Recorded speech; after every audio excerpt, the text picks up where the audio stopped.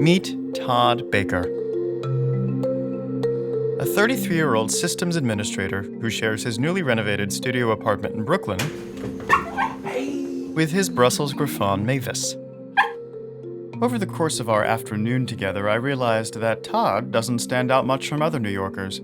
He works long hours, has a gym membership he wishes he used more, and is always looking ahead to the next exotic vacation. But there's one thing about Todd that you might not be able to tell from his unassuming exterior. I spend upwards of 2 to 3 hours a day writing absolutely heinous shit about women all over the internet. People like Todd are often referred to as trolls or cyberbullies, broad terms for troublemakers who harass others online. So right here is where I tried to really dig into. In Todd's case, he uses social media and other platforms to target members of the fairer sex. The outlet is not really important, so long as I get my message out there that women are not entitled to a point of view. I'm a big Felicity fan. It's hard not to root for Carrie Russell's spunky, hopeless romantic.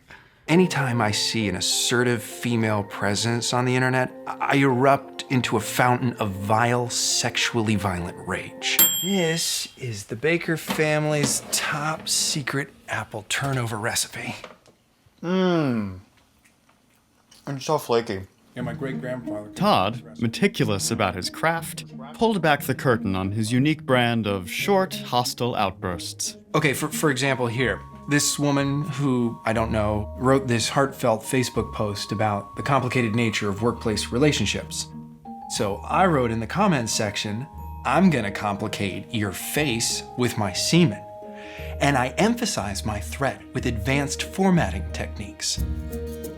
Or here, some woman journalist writes this article about the Justice Department's difficulty getting convictions on indictments stemming from international cyber conflicts or something. So I commented, go back to the kitchen and make me a sandwich. Sometimes I just like to go with the classics. No, she wasn't hitting on me. After more delicious baked goods and a couple of spirited episodes of Felicity, Todd traced the origins of what some might consider his unorthodox viewpoints. It probably goes all the way back to recess in the 3rd grade. We were playing a game of tag out in the schoolyard, and I was chasing after Kimmy Myers, who was the prettiest girl in school, so that I could make her, it.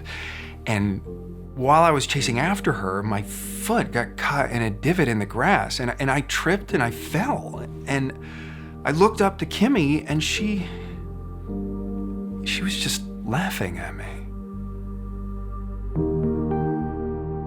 The New York Times reached out to Kimberly Myers, now a care planner at a hospice, but she declined to comment for this piece. I was actually trolling her on Instagram the other day. She has 2 kids now and looks fat. That made me smile.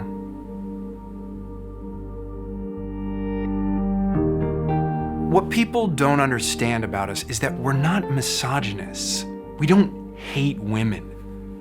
We just don't think that they should express themselves. There she is. Hi, sweetie. Todd's fiancée, Carol, is a human resources manager at a New York law firm. I met Carol at a conspiracy theory book club. I think she was there by accident, because when I confronted her about it, she was all quiet and deferential.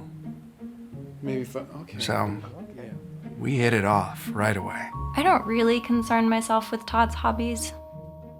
When he's with me, he's a total sweetheart.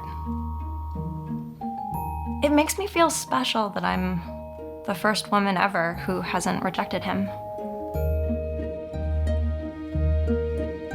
For so long, Todd and his fellow online provocateurs had felt left behind by the establishment, until one man heard the call of these forgotten Americans.